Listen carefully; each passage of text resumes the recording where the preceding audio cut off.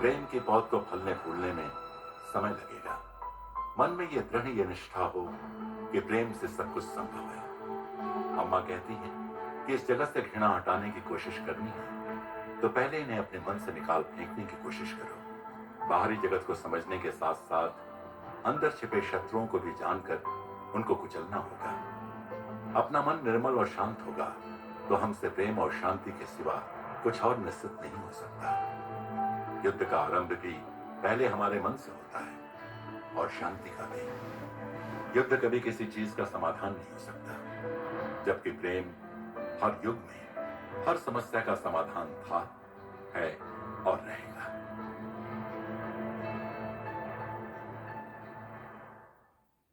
प्रेम स्वरूपी, आत्म स्वरूपी आप सबको नमस्कार. അമ്മ എപ്പോഴും പറയും പട്ടി എല്ലടിക്കുന്നതാണ് പറയല്. എല്ലെന്നാണ് ചോര കിട്ടുന്നത് വെച്ച് നക്കി നക്കിയിരിക്കുകയാണ്. തന്റെ മോണ കീറിയാണ് വരുന്ന പട്ടിക്കറിയില്ല. ബോധം കെട്ടി വീണ് കഴിയുമ്പോഴാണ് അറിയുന്നത്. ഇതുപോലെ വസ്തുവിലെല്ലാം ആനന്ദം, എല്ലാം മനസ്സിനെ ആശ്രയിച്ചുകൊണ്ടിരിക്കുന്നു. पहले सबके हाथ में जपमाला थी, अब फोन की आवश्यकता नहीं, ऐसा नहीं. आज की दुनिया में बिजनेस में फोन आवश्यकता है, पर हमें फोन से चिपक नहीं जाना. आज भय बहुत बढ़ गया है. पहले लोगों को विश्वास था कि बच्चा स्कूल से सुरक्षित लौट आएगा. तब स्कूल बसेस नहीं थी, बच्चे पैदल जाते, जंगल आदि से गुजरना पड़ता था और 80% घरों में फोन नहीं होता था उस समय. तब भी लोग IAS IPS करके सफल होकर जीवन में आगे बढ़ते थे. आज भी यही सब हो रहा है. कोई बड़ा परिवर्तन नहीं हुआ. बिजनेस का फैलाव ज्यादा है. अब कंप्यूटर आ गए हैं. पिछले दिनों तो विद्यार्थी बाहर नहीं निकल सके, क्लासेस ऑनलाइन अटेंड करनी पड़ती थी. कोरोना के समय पुराने ढर्रे पर अटके नहीं रहे, उन्हें घर पर ही पढ़ना पड़ता था. पढ़ाई के लिए फोन, टीवी आदि गैजेट्स आवश्यक हो गए. समय के साथ ऐसे परिवर्तन अपरिहार्य थे, पर लोगों को आदत सी हो गई कि इस हफ्ते, इस महीने या इस साल नया फोन खरीदना है. कई लोगों के पास अनगिनत फोन है, विशेषकर युवा. मुझे ये मॉडल चाहिए, वो मॉडल चाहिए, इसमें ये फीचर, उसमें वो. बखेड़ा खड़ा कर देते. हर चीज को समुचित स्थान दें. अति हो जाए तो हम पर हावी हो जाएगी. ये ऐसी बलवान है, इसे बढ़ावा देना मानो भूत को खिला पिलाकर पाल पोस कर बड़ा बलवान बनाना, जो एक दिन हमें ही निगल लेगा. फिर वापसी मुश्किल है. गांजा हो या फोन, संयम जरूरी है. गांजे से तो दूर रहे. उसके व्यसनी हुए तो फिर मानसिक रोग होगा. मानसिक रोग के लिए दवा लेते हैं. ऐसे में अगर उसकी शादी होती है तो बच्चे भी मानसिक रोग के शिकार हो सकते हैं. फिर आगे उनके बच्चे. यूं क्षणिक सुख पाने के चक्कर में कई पीढ़ियां नष्ट हो जाती हैं. आनंद भीतर है. कुत्ते की हड्डी चबाने का उदाहरण ले. कुत्ता सोचता है खून हड्डी में से आ रहा है और चाटता रहता है, बोध नहीं है. वो बेहोश होकर ही हड्डी छोड़ता है. ऐसे ही वस्तु में आनंद नहीं, सब मन का खेल है. कभी कभार बाहर खाना ठीक है, पर कुछ लोग रोजाना रेस्टोरेंट में ही खाने का आग्रह करते हैं. ऐसे जिद्दी लोग भी हैं. ऐसी जिद परिवार की एकता को भंग करती है. बात फोन की हो या बाइक या कार या कपड़ों की, एक सीमा तक ठीक है, उसमें कुछ गलत नहीं. क्योंकि अम्मा कई लोगों से मिलती है, उनकी बातें सुनती है, उनकी घरेलू समस्याओं से अवगत है, उन समस्याओं का कारण समझती है, उन्हें समझ बूझ कर ही कह रही है. कुछ बच्चे कहते हैं ब्रांडेड शर्ट्स या लेटेस्ट मॉडल के फोन ना हो तो कौन मेरा दोस्त बनेगा.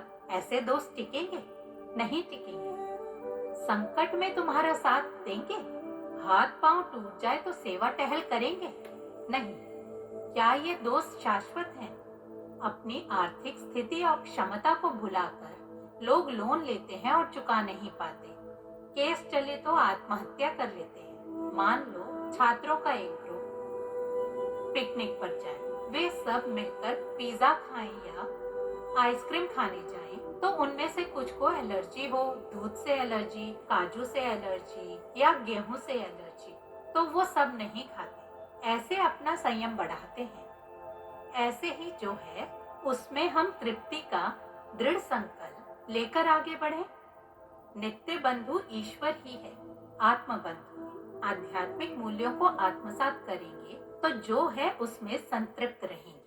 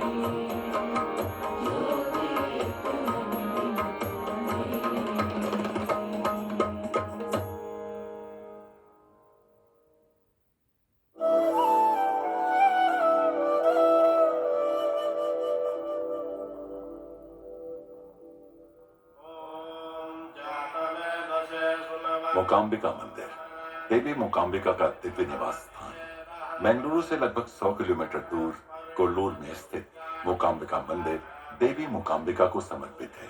देवी मोकाम्बिका, जो पार्वती का रूप है, इस मंदिर की मुख्य प्रतिष्ठा है। पश्चिमी घाटों की हरी भरी पहाड़ियों से घिरा ये मंदिर शांति और आध्यात्मिक सांत्वना का स्थान है, जो प्राकृतिक सुंदरता से भी समृद्ध है। श्री आदि शंकराचार्य ने इस मंदिर की प्राण प्रतिष्ठा की थी।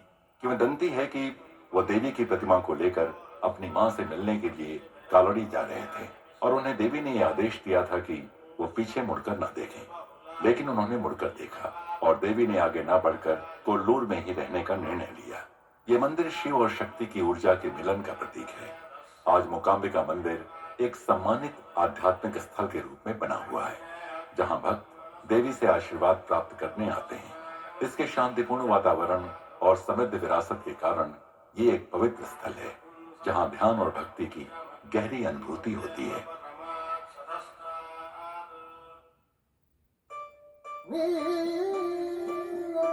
अगले दिन सुबह अम्मा मंगलुरु कार्यक्रम के अंतिम दिन के लिए पहुंची।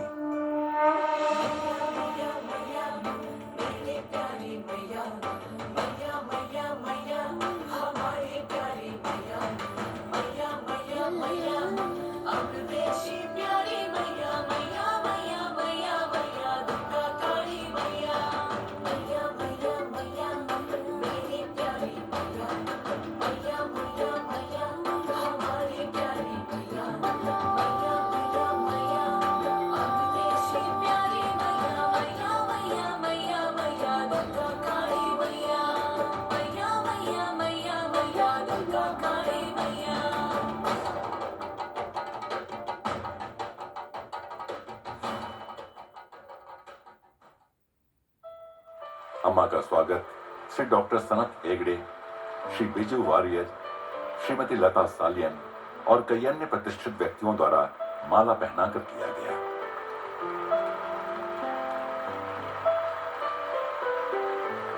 श्री विजय वारियर, वयोवृद्ध सेना अधिकारी, ने सभा को संबोधित किया। उन्होंने कहा, Actually overwhelmed, so words are not coming to my mouth.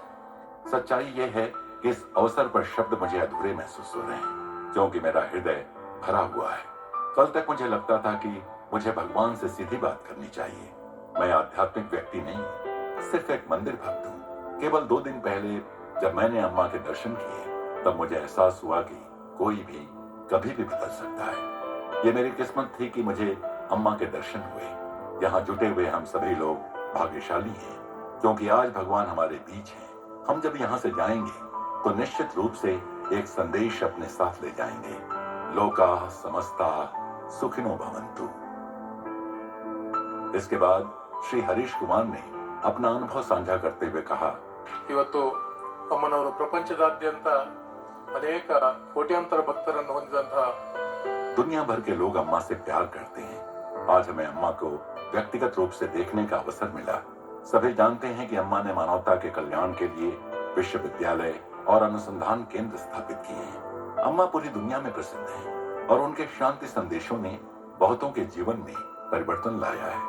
आज जब मैंने अम्मा दर्शन पाया तो मुझे अपार शांति और आशीर्वाद का अनुभव हुआ। मैं प्रार्थना करता हूँ कि अम्मा अपनी यात्रा जारी रखें और दुनिया भर में शांति के संदेश फैलाती रहें। मैं आप सबकी ओर से अम्मा को हार्दिक शुभकामनाएं देता हूँ।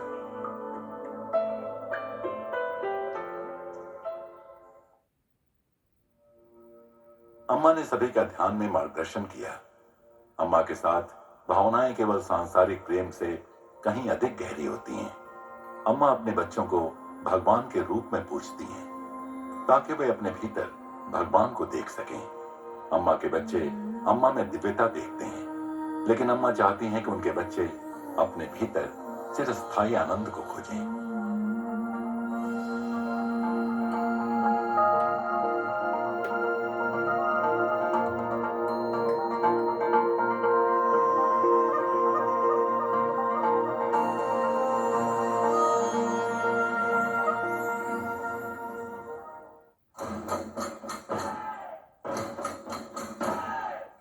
बेंगलुरु के अम्मा के बच्चों ने पारंपरिक डोल्लू कुनिता नृत्य प्रस्तुत किया। डोल्लू कुनिता कर्नाटका का एक पारंपरिक लोक नृत्य है जिसे कुरुबा समुदाय द्वारा मकर संक्रांति और दशहरा जैसे त्योहारों के दौरान किया जाता है। नर्तक जो बाघ की तरह रंगे होते हैं बड़े ढोलों को डोलुस कहते हुए लयबद्ध रूप से बजाते हैं। ये ऊर्जावान प्रदर्शन शक्ति, भक्ति और सामुदायिक भावना का प्रतीक है जो कर्नाटका की समृद्ध सांस्कृतिक धरोहर और आध्यात्मिक परंपराओं को दर्शाता है।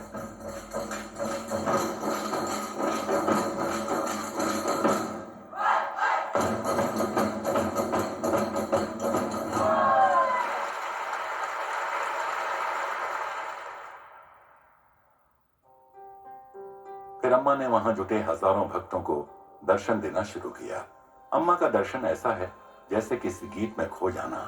दुनिया में कुछ और नहीं हो रहा होता, बस अम्मा की गोदी में लिपटे होने का शुद्ध अनुभव और शुद्ध भावना होती है। अम्मा के बच्चे अपने शारीरिक कष्टों, सीमाओं, शर्म या समस्याओं को भूल जाते हैं और बस अम्मा के शांति के बुलबुले में खो जाते हैं। अम्मा हर व्यक्ति को एक ऐसा क्षण दे रही है जो एक जीवन भर के लिए याद रखा जाएगा, क्योंकि अम्मा के बच्चे जहां भी दुनिया में जाएं, जो भी परेशानियां उन्हें मिलें, वे अम्मा की गोदी में शांति के इस पल को याद कर सकते हैं और सब कुछ भुलाकर शांति पा सकते हैं।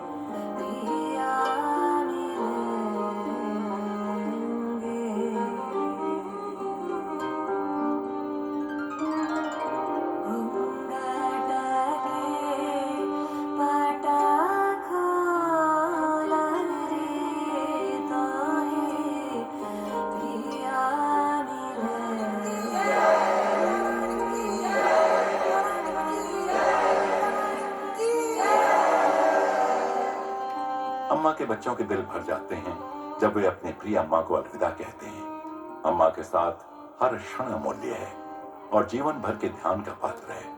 अम्मा के बच्चों को यह विश्वास है कि जो समय उन्होंने अम्मा के साथ बिताया वो उनके पिछले कई जन्मों की प्रार्थनाओं का परिणाम है और वे ये सुनिश्चित जानते हैं कि अम्मा उनके साथ रहेंगी, उनकी मदद करती रहेंगी जब तक वे पूरी तरह से अम्मा में विलीन नहीं हो जाते।